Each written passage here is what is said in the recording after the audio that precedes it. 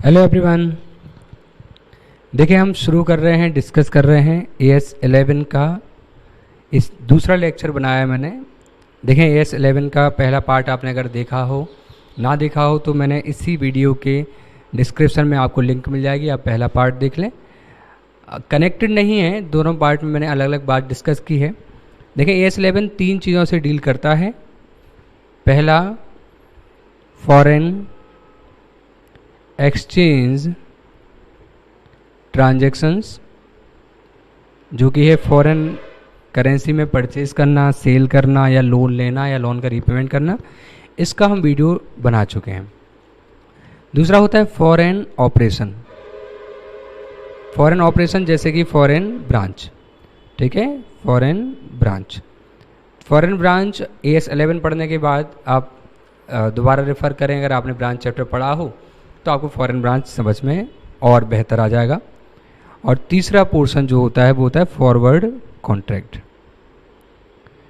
तो हम यहाँ जो डिस्कस कर रहे हैं, हम पहला पार्ट के लिए वीडियो आपको लिंक गिवन है डिस्क्रिप्शन में, तो वहाँ आप देख सकते हैं फॉरेन एक्सचेंज ट्रांजैक्शन, जहाँ मैंने इनके कॉन्सेप्ट भी पढ़ाए हैं और साथ में ही 2 से 3 क्वेश्चन भी कराए हैं। अभी हम एक्सक्लूसिवली डिस्कस करेंगे फॉरवर्ड कॉन्ट्रैक्ट पे, और इसके मैं 2 क्वेश्चन भी आपको सॉल्व कराऊंगा। 2 कॉन्सेप्ट हैं, 2 क्वेश्चन करा दूंगा। ये फॉरेन ब्रांच है, ये ब्रांच के साथ कवर हो जाएगा आपको। तो देखें फॉरवर्ड कॉन्ट्रैक्ट क्या होते हैं, किस तरीके के कॉन्ट्रैक्ट होते हैं ये देखें। फॉरवर्ड कॉन्ट्रैक्ट, यहाँ फॉरवर्ड कॉन्ट्रैक्ट नहीं समझाया गया है कि फॉरवर्ड कॉन्ट्रैक्ट क्या होता है। यहाँ बताया गया है कि फॉरवर्ड कॉन्ट्रैक्ट के केस में किस तरीके की अकाउंटिंग होगी, बस इतना सा पार्ट बताया गया है। लेकिन उतना पार्ट बता के मैं कैसे आपको कन्विंस कर पाऊँगा, कैसे समझा पाऊँगा, इसलिए हम ओवरऑल थोड़ी सी बात डिस्कस कर लेते हैं कि फॉरवर्ड कॉन्ट्रैक्ट क्या होते हैं, किस तरीके के होते हैं।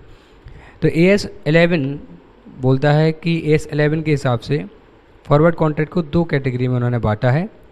फॉरवर्ड कॉन्ट्रैक्ट 2 तरीके से, कि स्पेकुलेटिव कॉन्ट्रैक्ट्स और दूसरा नॉन स्पेकुलेटिव फॉरवर्ड कॉन्ट्रैक्ट। 2 तरीके के फॉरवर्ड कॉन्ट्रैक्ट हो रहे हैं, स्पेकुलेटिव, नॉन स्पेकुलेटिव। देखें स्पेकुलेटिव मतलब आप फॉरवर्ड कॉन्ट्रैक्ट कर रहे हैं सट्टा खेलने के हिसाब से, और नॉन स्पेकुलेटिव मतलब आप किसी और पर्पज़ से फॉरवर्ड कॉन्ट्रैक्ट कर रहे हैं। मैं आपको पहले नॉन स्पेकुलेटिव समझाता हूँ, आपको वो प्रॉपर समझ में आएगा, फिर हम स्पेकुलेटिव पे डिस्कशन करेंगे। आप नोट्स बनाने की टेंशन ना लें, मैं आपको ये नोट्स ऑलरेडी बने हुए हैं, मैं आपको ये फॉरवर्ड कर दूंगा, ये भी आपको डिस्क्रिप्शन में मिल जाएंगे, आपको लिंक मिल जाएगी नोट्स डाउनलोड करने के लिए, आप वहाँ से कर सकते हैं, ठीक है। आप बस कॉन्सेप्ट समझने पे ध्यान दें। तो देखें नॉन स्पेकुलेटिव फॉरवर्ड कॉन्ट्रैक्ट जैसे मैं आपको समझाता हूँ, आप इसको ध्यान से समझना, क्योंकि इसके बेस पर फिर ये बस थोड़ा सा और समझाना पड़ेगा, तो स्पेकुलेटिव भी आपको तुरंत ही समझ में आ जाएगा। पहले नॉन स्पेकुलेटिव देख लेते हैं। यह है नॉन स्पेकुलेटिव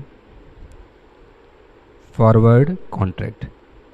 यहाँ मैं 2 बातें समझा दूंगा, फॉरवर्ड कॉन्ट्रैक्ट क्या है और नॉन स्पेकुलेटिव कब कहते हैं उसको। देखें एक एग्जांपल से हम समझते हैं इस बात को। ये कोई डेट है, सपोज ये है 1 जनवरी 2020। 1 जनवरी 2020 को आप एक प्लांट एंड मशीनरी खरीद के लाते हैं, और प्लांट एंड मशीनरी जो आप खरीद के लाए हैं वो सपोज़ करें आपकी $6,000 की है। वो कितने डॉलर की है? $6,000 की।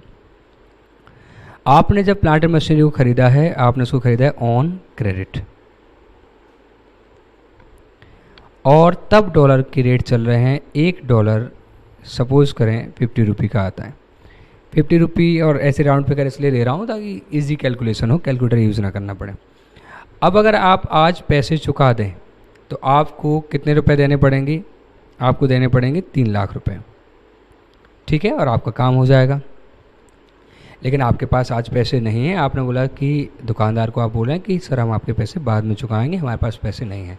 उन्होंने बोला कब चुकाओगे? आपने बोला हम सर 5 महीने बाद चुका देंगे, ठीक है, सपोज ये 5 महीने बाद। नेक्स्ट जनवरी निकल जाएगा, फरवरी निकल जाएगा, मार्च निकल जाएगा, यहाँ बैलेंस शीट डेट आएगी, है ना। फिर अप्रैल और मई के एंड में आपने उनको बोला कि हम आपका पैसा 31 मई को चुका देंगे। वेंडर आपकी पहचान का था, उसने बोला ठीक है कोई इशू नहीं है, आप 5 महीने बाद चुका देना, इतना टाइम दे देते हैं हम आपको, है ना, आप हमारे यहाँ से मशीन लेते ही रहते हैं। ठीक है, तो वेंडर की तरफ से कोई इशू नहीं है। अब देखना क्या इशू हो सकता है आपके मन में। आज आप अगर पैसे चुकाएं तो आपको $6000 चुकाने हैं। डॉलर मैंने आपको बोला कि अपने पास नहीं होते हैं, हम खरीदते हैं बैंक से। तो आप बैंक जाएंगे, 50 रुपये देंगे, वो आपको $1 देंगे। ऐसा करते करते आपको $6000 चाहिए, तो $6000 खरीदने के लिए आपको 3 लाख रुपए देने पड़ेंगे। ठीक है, अब लेकिन आपका वेंडर बोला कि ठीक है 5 महीने बाद चुका देना, तो आपके ऊपर बर्डन नहीं है। लेकिन आपको मन में ऐसा लगता है, आपके ऐसे एस्टीमेट्स हैं, आपको ऐसा लग रहा है स्टैटिक्स देखते हुए, पुरानी हिस्ट्री देखते हुए कि 31 मई तक डॉलर के रेट बढ़ जाएंगे, ऐसा आपको लगता है। ठीक है, आपको लगता है ऐसा, और आपको लगता है कि $1 हो जाएगा 56 रुपये का, ऐसा आपको लगता है। और इसका ये मतलब हो जाएगा, इतना फ्लैक्चुएशन नहीं होगा, मैं एग्जांपल समझाने के लिए आपको ऐसे डिजिट ले रहा हूँ जो आपको इजीली समझ में आए। तो अगर आपने आज पैसा नहीं चुकाया और बाद में चुकाया, तो आपको $1 पर 6 रुपये बढ़ चुके होंगे पर डॉलर। तो आपको कितना एक्स्ट्रा पैसा देना पड़ जाएगा, पहले 50 देने थे, फिर 56 देने पड़ जाएंगे।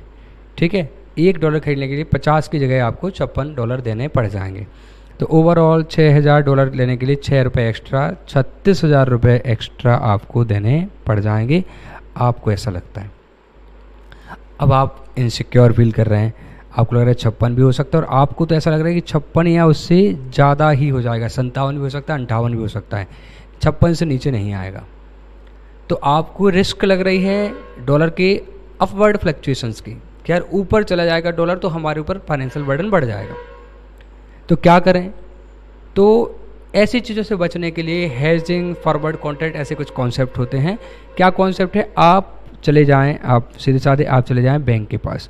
ठीक है, ये आप हैं, आप चले गए बैंक के पास, आपने बोला बैंक से कि सर हमें आज से 1 जनवरी 2020 को बात कर रहे हैं आपकी, आज से 6 महीने बाद, सॉरी 5 महीने बाद, ठीक है, 5 मंथ लेटर, हमें आपसे $6000 खरीदने हैं, बताएं आप कितने रुपए में देंगे? क्या आप आज से वो रेट बता सकते हैं कि आप इतने रुपए में डॉलर दे देंगे? देखिए, बैंक का एंगल ये है, बैंक को ऐसा लग रहा है कि डॉलर ज़्यादा से ज़्यादा बैंक का एंगल है, बैंक को लग रहा है कि $1 ज़्यादा से ज़्यादा 54 रुपये तक जाएगा, जबकि कस्टमर को लग रहा है कि डॉलर 56 रुपये का हो जाएगा। ट्रांजैक्शन तभी होता है शेयर मार्केट में जब, या स्टॉक एक्सचेंज समझें हम, या कमोडिटी एक्सचेंज समझें हम, या फॉरवर्ड कॉन्ट्रैक्ट, जब खरीदने और बेचने वाले दोनों लोगों का पॉइंट ऑफ व्यू अलग होता है। जैसे कोई शेयर के रेट बढ़ रहे हैं, अगर मुझे पता है कि बढ़ते ही रहेंगे और आपको भी पता है कि बढ़ते ही रहेंगे, तो मैं क्यों बेचूंगा आपको? अब मेरे हिसाब से कि शेयर के रेट बढ़ने थे, बढ़ चुके हैं, आज के बाद नहीं बढ़ेंगे, लेकिन आपका ओपिनियन है कि शेयर के रेट और भी बढ़ेंगे। तो सपोज मैंने 40 रुपये का शेयर खरीदा था, आज 90 का है, मेरे हिसाब से अब नहीं बढ़ेंगे, आपके हिसाब से 100 तक जाएगा। तो फिर मैं क्या करूँगा? मैं 90 में बेचने को तैयार हूँगा, आप 90 में खरीदने के लिए भी तैयार हो जाएंगे। मैं 90 में इसलिए बेच रहा हूँ क्योंकि मेरे हिसाब से अब इससे ऊपर नहीं बढ़ेगा, अब ये डिक्लाइन होगा, और आप 90 में इसलिए खरीद रहे हैं क्योंकि आपको लग रहा है कि 90 से ऊपर जाएगा। तो जब मैं कुछ और सोच रहा हूँ, आप कुछ और सोचते हैं, तब जाके हमारा ट्रांजेक्शन्स हम करते हैं। अरे आपको बात समझ में? तो यहाँ पे क्या हो रहा है, कस्टमर को लग रहा है कि डॉलर 56 या उससे ऊपर चला जाएगा, जबकि बैंक को लग रहा है कि डॉलर 54 रुपये से ज़्यादा नहीं जाएगा। अब ऐसे केस में क्या हो रहा है, कस्टमर बोल रहा है कि ठीक है, तो आप हमें डॉलर देने का एग्रीमेंट कर लो। तो बैंक ने बोला कि ठीक है, हम एग्रीमेंट कर लेते हैं कि आज से 5 महीने बाद इस डेट पे, 31 मई की डेट पर हम आपको डॉलर दे देंगे, और $1 हम आपको 55 रुपये में दे देंगे। फिर से समझना, बैंक से कस्टमर ने फॉरवर्ड कॉन्ट्रैक्ट कर लिया कि कितने रुपए में डॉलर दे दोगे, 6,000 रुपये, 6,000 डॉलर। उन्होंने बोला हम 55 रुपये में $1 दे देंगे। क्या कस्टमर इस बात के लिए एग्री होगा? कस्टमर का क्या मानना है कि डॉलर 56 या 57 रुपये का हो जाएगा, और बैंक हमसे एग्रीमेंट कर रहा है कि चाहे जितने रुपए का डॉलर हो जाए हम आपको कितने रुपए में देंगे, 55। तो कस्टमर के एंगल से तो अच्छा है ना कि यार 56-57 का हो जाएगा तो हमें 56-57 में खरीद के और चुकाना पड़ेगा। बैंक बोल रहा है कि चाहे कितने का भी डॉलर हो जाए हम आपको कितने में दे देंगे, 55 रुपये में दे देंगे। तो कस्टमर एग्री हो जाएगा कि ठीक है सर हम एग्री हैं, आप हमसे एग्रीमेंट कर लो और हमें $6,000 31 मई को और 55 रुपये में दे देना, फिर रेट कुछ भी हो आपको देने पड़ेंगे। बैंक बोला ठीक है। आप सोचे बैंक क्यों एग्री हो जाएगा? क्योंकि बैंक का मानना है कि डॉलर 54 रुपये से ऊपर जाएगा ही नहीं। तो इन एनी केस बैंक क्या करेगा, कहीं से भी डॉलर ला के 54 रुपये में और इनको 55 में दे देगा, क्योंकि उसका ये मानना है कि 54 से ऊपर जाएगा ही नहीं। तो उसको लग रहा है कि 55 में बिक रहा है, मतलब इन एनी हाउ 1 रुपये वो बचा लेगा, बैंक सोच रहा है। और कस्टमर भी यही सोच रहा है कि यार ये तो 56-57 पे डॉलर जाना था, ये तो मुझे 55 पे ही दे रहा है, तो ये तो मुझे 1-2 रुपये का फ़ायदा हो जाएगा। तो जब दोनों लोगों का माइंडसेट अलग होता है तो इस तरीके के कॉन्ट्रैक्ट्स एंटर होते हैं, इस तरीके का पॉइंट हमें मिल जाता है। तो यहाँ क्या हो रहा है, मैं इसको थोड़ा हटा देता हूँ अभी फिर। तो अब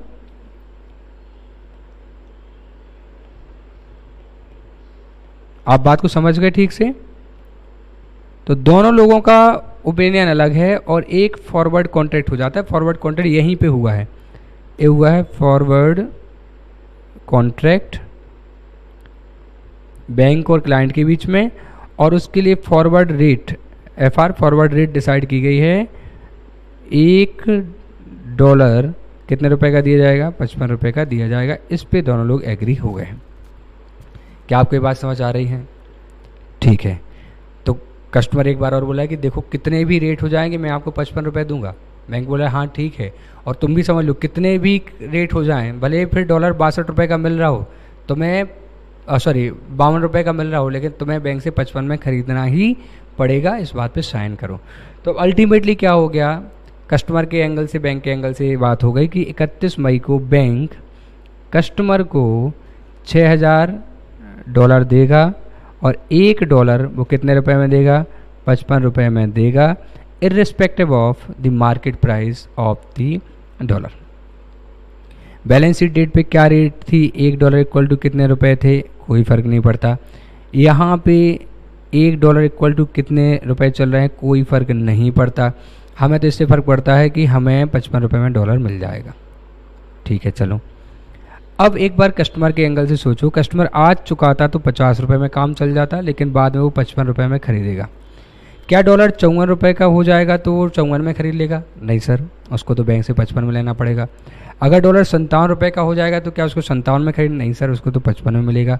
तो क्या कस्टमर के एंगल से फिक्स हो चुका है कि उसको अल्टीमेटली कितने का फ़ायदा या नुकसान होने वाला? हाँ सर, उसको $1 पर 5 रुपये का नुकसान होने वाला है,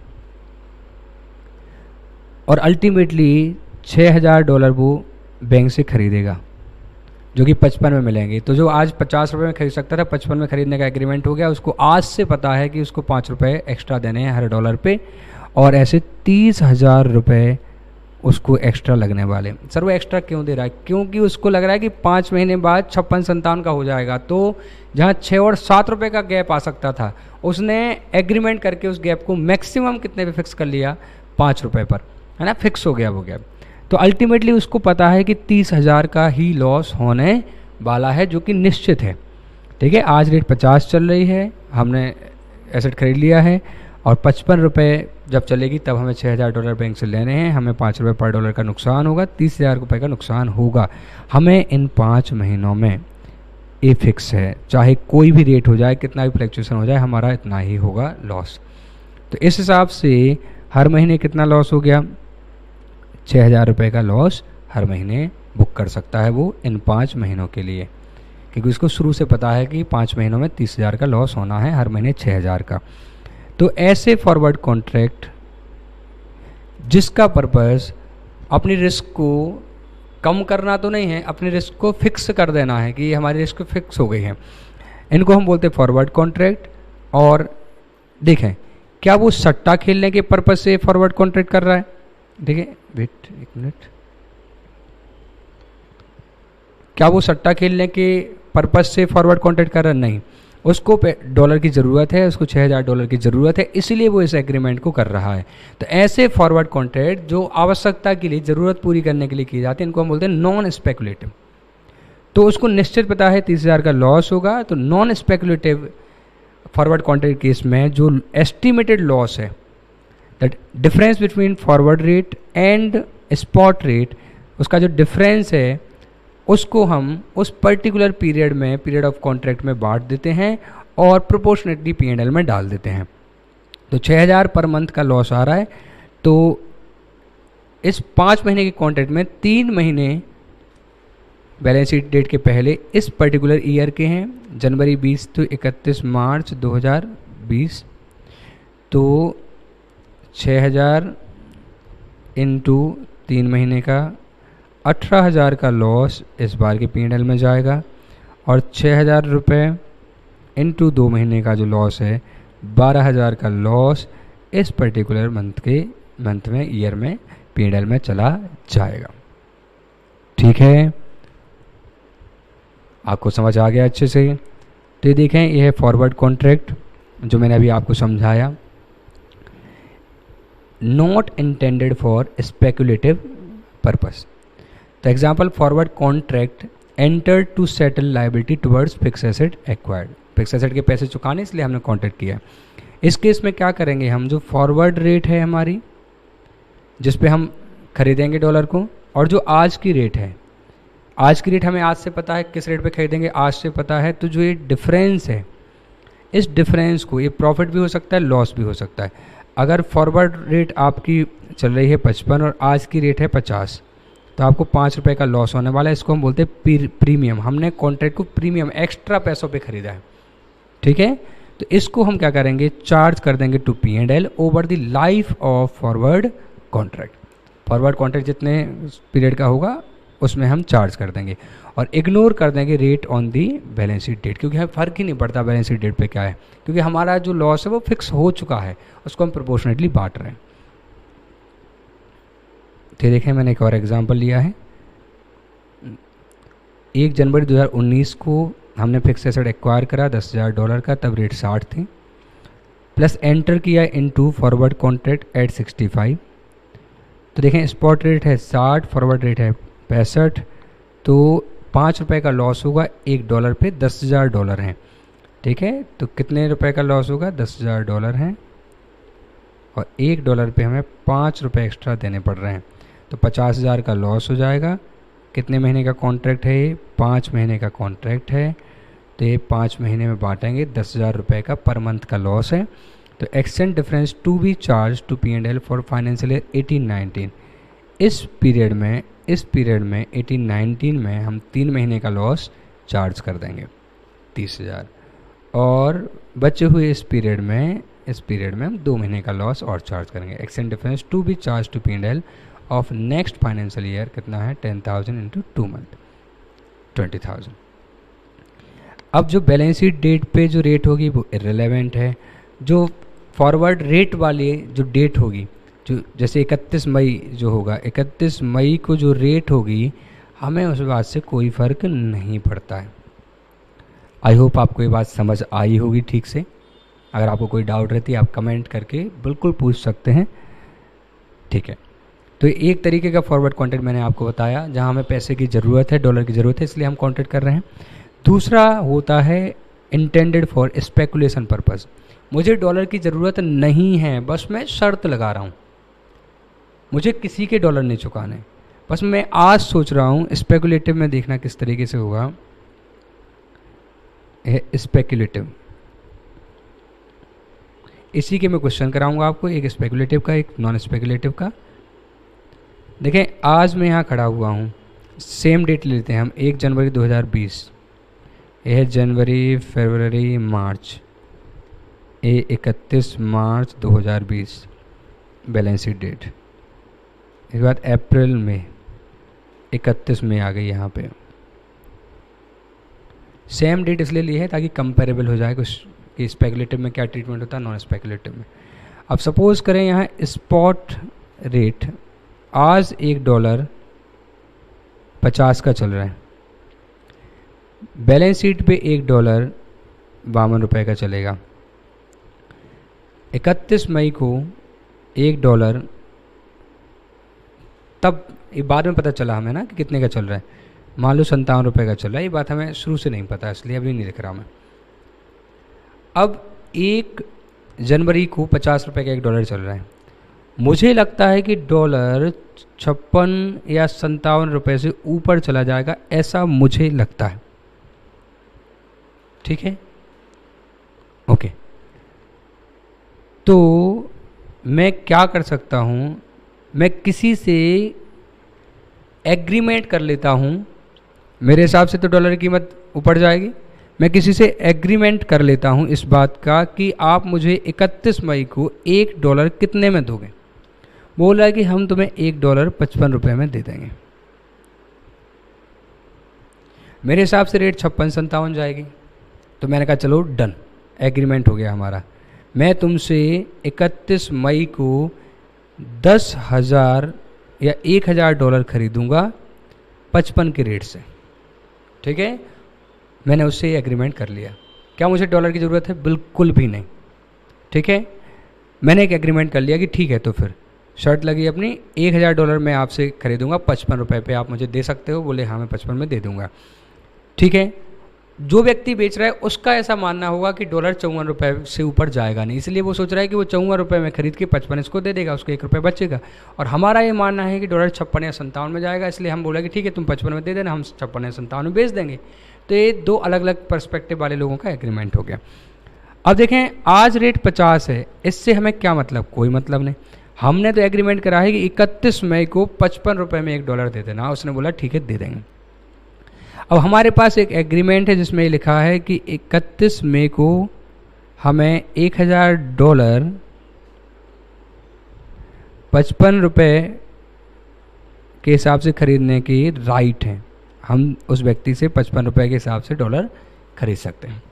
ये हमारे पास एग्रीमेंट है। अब हमने एक कस्टमर ढूंढा और हमने उसको, ये कोई मिस्टर बी हैं, उसका ये मानना है कि डॉलर की कीमत, उसका ये मानना है कि डॉलर ₹60 पे जाएगा। तो वो अब 31 मई को डॉलर 60 का होगा, इसका ये मानना है। और हमें लग रहा है कि 57 के ऊपर नहीं जाएगा।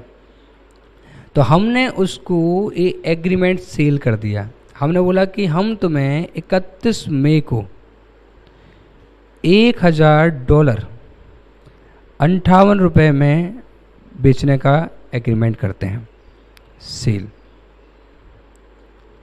अब बस 2 मिनट में मैं समझाता हूँ। एक व्यक्ति से मैंने एग्रीमेंट कर लिया है कि सुनो 31 मई को मैं तुमसे ₹55 में डॉलर खरीदूंगा। अब मैंने एग्रीमेंट कर लिया, एग्रीमेंट नॉन फाइनेंशियल ट्रांजैक्शन है, कोई एंट्री नहीं होगी, कोई रिकॉर्ड नहीं होगा। आज क्या रेट चल रही है कोई फर्क नहीं पड़ता, बैलेंस शीट पे क्या डेट चल रही है कोई फर्क नहीं पड़ता। मैं तो 31 मई को तुमसे ₹55 में खरीदूंगा। अब हमें करना है 31 मई का वेट। लेकिन बीच में मुझे मिस्टर बी मिल गया और मैंने उनको ये एग्रीमेंट बेच दिया। मैंने बोला कि मैं तुमसे एग्रीमेंट करता हूँ कि मैं तुम्हें 31 मई को $1,000 ₹58 में दे दूंगा। रेट चाहे कुछ भी हो। उनका मानना है कि 60 का हो जाएगा डॉलर, तो बोले ठीक है 58 में दे देना, मैं 60 में बेचूंगा। लेकिन मेरा मानना है कि 57 के ऊपर जाएगा नहीं, तो मैंने सोचा कि इनको दे दो ₹58 में। अब देखना मुझे क्या फ़ायदा, लॉस या नुकसान होगा। एक व्यक्ति से मेरा एग्रीमेंट है 55 में खरीदने का, एक व्यक्ति से मेरा एग्रीमेंट है ₹58 में बेचने का। अल्टीमेटली मुझे कितने रुपए का फ़ायदा होने वाला? ₹3 का फ़ायदा होने वाला है। सही है। और ये सट्टा है, एग्रीमेंट है, ना तो मुझे डॉलर खरीदने हैं ना मुझे बेचने हैं, पर हमारी बात है कि देखो उस दिन तुम ₹55 के हिसाब से डॉलर हमें दोगे और हमने एक व्यक्ति को बेच रखा है ₹58 के हिसाब से। 31 मई आई और सपोज करें डॉलर चल रहा है ₹57 का, सपोज करें। तो जिस व्यक्ति से हमने एग्रीमेंट किया होगा हम उसको बोलेंगे देखो 57 का चल रहा है, तुमने 55 का बेचने की बात की थी, तो तुम 57 में खरीदो, 55 में हमें बेचो, तुम्हें 2 का लॉस होगा। या तुम डायरेक्ट ऐसा करो कि तुम 57 में खरीद के 55 में मुझे दोगे, तुम मुझे ₹2 दे दो, मुझे डॉलर चाहिए ही नहीं है। तो जो डिफरेंस होता है वो हम उससे ले लेते हैं, तो हम उससे ₹2 ले लेंगे। आ रही बात आपको समझ में? अब मिस्टर बी से हम बात करेंगे कि सुनो 57 का डॉलर मार्केट में चल रहा है, मैं तुम्हें 58 में बेचूंगा, मुझे ₹1 बचेगा। सही है। अगर मैं तुम्हें डॉलर खरीद के भी दे दूँ तो 58 रुपये में तुम्हें दूंगा डॉलर, और मार्केट में 57 का है तो तुम बेचोगे, 1 रुपये का लॉस तुम्हें हो जाएगा, क्योंकि डॉलर अपने पास रख तो सकते नहीं हैं। तो इन एनी केस कुछ भी कर लो मिस्टर बी, अगर मैं मार्केट से डॉलर खरीद के बेचूँ तुम्हें, तो मैं तुम्हें डॉलर दूंगा 58 में और वो बेचोगे तुम आगे 57 में, तो तुम्हें अल्टीमेटली कितने का लॉस हो जाएगा? 1 रुपये का। तो क्यों मुझसे डॉलर ले रहे हो, फिर मार्केट में 57 का बेचोगे, अल्टीमेटली 1 रुपये का लॉस होगा, वो 1 रुपये मुझे दे दो। तो हमने एग्रीमेंट कर लिया है और सेटलमेंट डेट पर हम प्राइस के डिफरेंसेस को एक्सचेंज करते हैं, हम डिलीवरी नहीं करते। हम केवल सट्टा खेल रहे हैं। हमने शर्त लगाई कि देखना डॉलर इतने का हो जाएगा, बोला नहीं नहीं इतने का हो जाएगा, हमने कहा लगी शर्त लगी शर्त। अब जो भी डॉलर हो रहा है उसका जो भी जिसको बेनिफिट हो रहा है हम उसको पैसे दे देंगे, हाँ तुम जीत गए, ये पकड़ो अपने पैसे। इसे हम बोलते हैं स्पेकुलेटिव। तो स्पेकुलेटिव में आज की रेट क्या चल रही है, कोई फर्क नहीं पड़ रहा। बैलेंस शीट पे रेट क्या चल रही है, कोई फर्क नहीं पड़ रहा। फर्क पड़ रहा है दो चीज़ों से, आपने कितने का कॉन्ट्रैक्ट खरीदा था और उसको आपने अल्टीमेटली कितने में बेच दिया। आपको उतने कमा लेने, 55 सेंट से खरीदूंगा, 58 में इनको बेचूंगा, 3 रुपये मुझे बचेंगे, 3 रुपये मेरा फ़ायदा है कब, जब मैं बेच दूँ। तो स्पेकुलेटिव ट्रांजेक्शन्स में देखना क्या करा जाता है, एक्सचेंज डिफरेंस कौन सा, selling rate minus forward rate. Forward मतलब जिस पे हमने ख़रीदा था, है ना, हमने 55 पे ख़रीदा था किसी से और हमने 58 में किसी को बेचा, तो जो 3 रुपये हमें बचा वो करेंगे हम charge to P&L of financial year in which forward contract is sold. क्योंकि खरीदते समय, कॉन्ट्रैक्ट खरीदते समय मतलब कॉन्ट्रैक्ट करते समय कोई एंट्री नहीं होगी, केवल आप फाइनेंशियल इम्पैक्ट तभी देंगे जब आप कॉन्ट्रैक्ट को सील कर चुके होंगे और आपको पैसा मिल जाएगा, प्रॉफिट हो जाएगा। ठीक है, ignore following differences, forward rate क्या है, स्पॉट रेट क्या है, इन सब से बैलेंस शीट डेट की रेट क्या है, इन सब से हमें कोई फ़र्क नहीं पड़ने वाला। ठीक है, तो जहाँ एक केस में हम फॉरवर्ड कॉन्ट्रैक्ट ऐसा करते हैं कि नॉन स्पेकुलेटिव होता है, हमें पैसे की सच में ज़रूरत है, तो हमें आज 50 का डॉलर चल रहा है, 55 पे हमने एग्रीमेंट कर लिया है, हम बैंक से उतने डॉलर खरीदेंगे और किसी के चुकाने हैं हमें फिक्स एसेट के लिए, तो वो लॉस एक्चुअल है, उसको हम 5 महीनों में प्रोपोर्शनेटली बांटेंगे। और स्पेकुलेटिव पर्पज़ से तो क्या होगा, आपने खरीदा कितने का है और बेचा कितने का है, उसका डिफरेंस देख लो और जब बेच दो तो P&L में डाल देना। प्रोपोर्शनेटली कुछ करने की ज़रूरत है नहीं। आज की रेट से फ़र्क नहीं पड़ेगा, बैलेंस शीट की रेट से फ़र्क नहीं पड़ेगा, फॉरवर्ड रेट अकेले से फ़र्क नहीं पड़ेगा, आपने फॉरवर्ड रेट पे कॉन्ट्रैक्ट कितने में खरीदने का किया और कितने में बेचने का, उससे फ़र्क पड़ेगा। ठीक है, एक कॉन्सेप्ट ख़त्म हो गए हैं इस चैप्टर के। अब मैं आपको 2 क्वेश्चन करा देता हूँ। ठीक है, यह है क्वेश्चन नंबर 12। ये बुक आपको मिल जाएगी, लिंक मैंने कमेंट बॉक्स में दी हुई है। ठीक है, तो आप उसमें देख सकते हैं। Mr Buy brought a forward contract for 3 month. इन्होंने फॉरवर्ड कॉन्ट्रैक्ट खरीदा of $2 lakh on 1 December 10 at $1 equal to 44.10 when the exchange rate was 43.90। ये स्पॉट रेट इतनी थी और उन्होंने ख़रीदा इतने में है। ठीक है, ये है forward rate. On 31 December 10 when he closes the books, ये आ गई balance sheet date, exchange rate was 44.20, ये बैलेंस शीट डेट पे 44.20 थी। On 31st January 11 he decided to sell the contract at 44.30। Forward rate कितनी थी, 43.90 नहीं 44.10, और उसने सेल कितने पे कर दिया, 44.30। So how the profit from the contract will be recognized in the books of Mr Buy. अब आप बताएं स्पेकुलेटिव है या नॉन स्पेकुलेटिव। कई लोगों को प्रॉब्लम आती है समझने में, क्या आपको डॉलर की ज़रूरत है, क्या आपको किसी के फिक्स एसेट के चुकाने हैं, लायबिलिटी चुकानी है, स्टॉक का चुकाना है, क्रेडिटर कोई चुकाना है क्या, नहीं। आप केवल फॉरवर्ड कॉन्ट्रैक्ट खरीद रहे हैं और फॉरवर्ड कॉन्ट्रैक्ट बेच रहे हैं, इसका मतलब आप सट्टा खेल रहे हैं। सट्टा खेल रहे हैं तो फिर फ़र्क पड़ता है खरीदा कितने में है और बेचा कितने में। तो आपने फॉरवर्ड कॉन्ट्रैक्ट खरीदा था 44.10 में और आपने फॉरवर्ड कॉन्ट्रैक्ट बेच दिया है 44.30 में, तो 20 पैसे का फ़ायदा हुआ है आपको $1 पर। तो $2 लाख हैं, तो कितने का फ़ायदा हो गया देख लें आप, 20 पैसे का फ़ायदा है, $2 लाख पे कितने का फ़ायदा हो जाएगा, 40,000 रुपये का फ़ायदा हो जाएगा। और ये आप प्रॉफिट बुक कर लेंगे, P&L में चार्ज कर देंगे। ठीक है, और कौन सी रेट इररेलेवेंट होंगी, बैलेंस शीट डेट पे जो रेट है वो इररेलेवेंट होगी, जो स्पॉट रेट है वो इररेलेवेंट होगी, उनका कुछ भी नहीं करना है। दूसरा क्वेश्चन है ये, x limited purchase fix asset costing $5 lakh on 1 जनवरी 18, 1 जनवरी 18 को उन्होंने $5 लाख के फिक्स एसेट खरीदे from an American company Messrs M&M limited. The amount was payable after 6 month, 6 महीने बाद पेमेंट करेंगे। The company entered into forward contract on 1 January for 5 month पर dollar at 62.50 पर dollar. इन्होंने 5 महीने का फॉरवर्ड कॉन्ट्रैक्ट कर लिया, किस पर्पज़ से, फिक्स एसेट के पैसे चुकाने के लिए। तो क्या ये स्पेकुलेशन कर रहे हैं? नहीं, ये नॉन स्पेकुलेशन है, ठीक है। और द एक्सचेंज रेट पर डॉलर वॉज एज फॉलोज।